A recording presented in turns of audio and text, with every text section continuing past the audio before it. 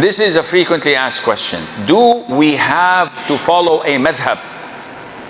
Now we know that the four schools of thought are the school of Imam Abu Hanifa, Imam Malik ibn Anas, Imam Muhammad ibn Idris al-Shafi'i, and Imam Ahmad ibn Muhammad ibn Hanbal. May Allah have mercy on their souls.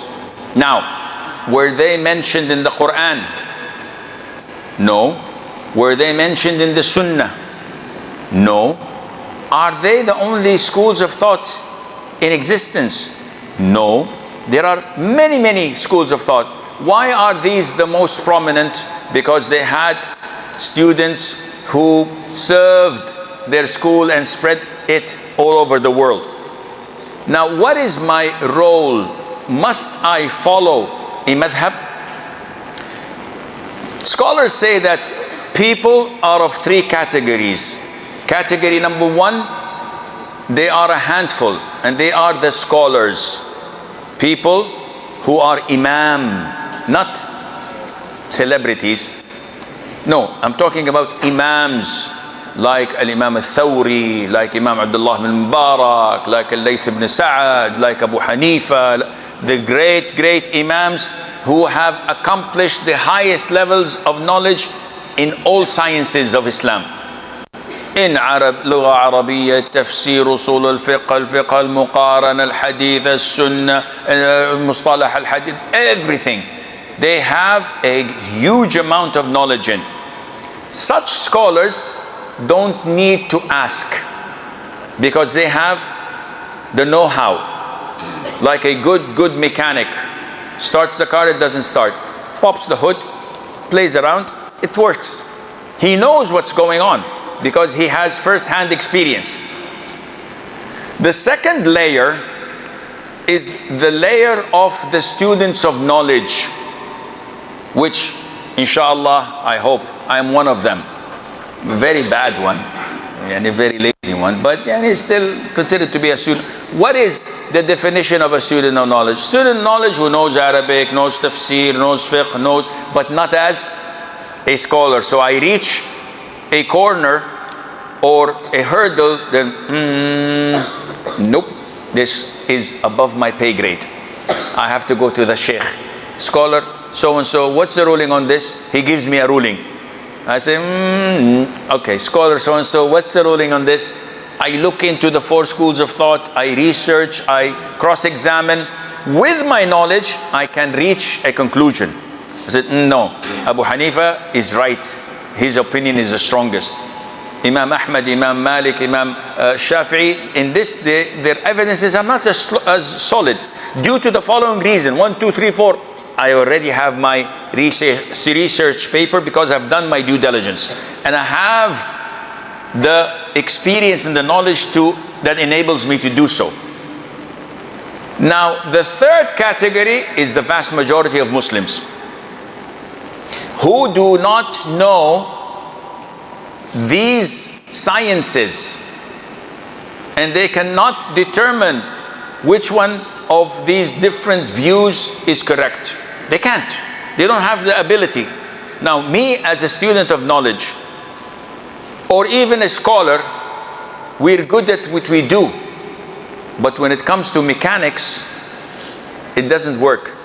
I remember in 1980, that is in the last century, this shows you how old I am. I was attending a physics class 101, and I hated it. I hate physics. And while I was commuting down the campus, I went to the registrar and I dropped this subject because I knew that I'm gonna fail big time. After dropping it, I was on my motorcycle. I saw the professor who was teaching us with his car in 1972 Plymouth, American car, popping the hood, and he was from Pakistan. And this is one of the reasons I left.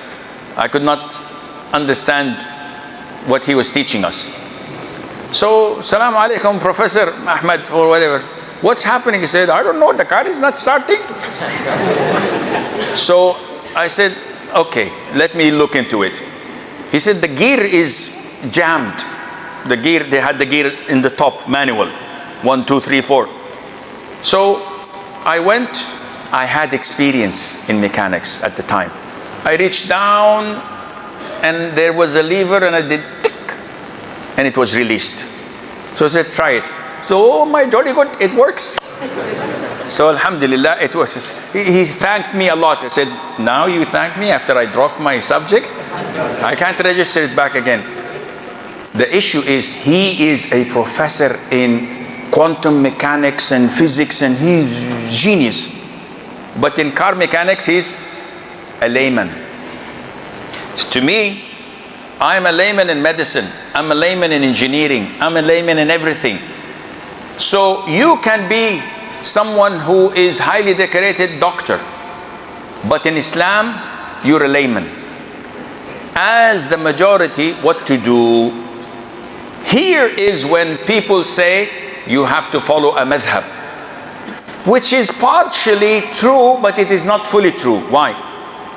You can't follow a madhab that is abstract, books on the shelf, and you just read, I'm following madhab of Imam Shafi'i. Okay, what do you know about? I don't know, Allah, it's gibberish to me, but they say I have to follow this madhab. No, this doesn't work. You have to follow a sheikh. Who follows a madhab? Shafi'i, Maliki, whatever. But this sheikh has to have the following characteristics. Number 1, he is knowledgeable. Number 2, he is trustworthy.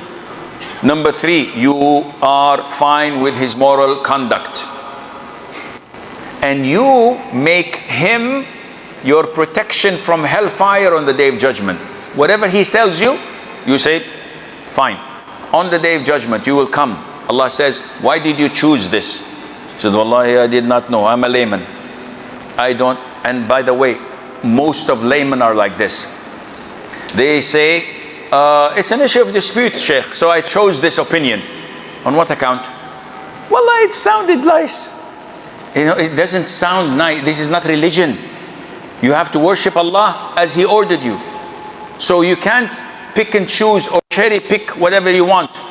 You have to follow one sheikh. Now the sheikh you trusted and chose, he will protect you on the day of judgment. I don't know. Me as a layman, wallah, if you tell me, and I did this with one Saudi guy who was an atheist. Like 20 years ago, he was talking to me and trying, to make me convinced that we are fundamentalists and we are extremists.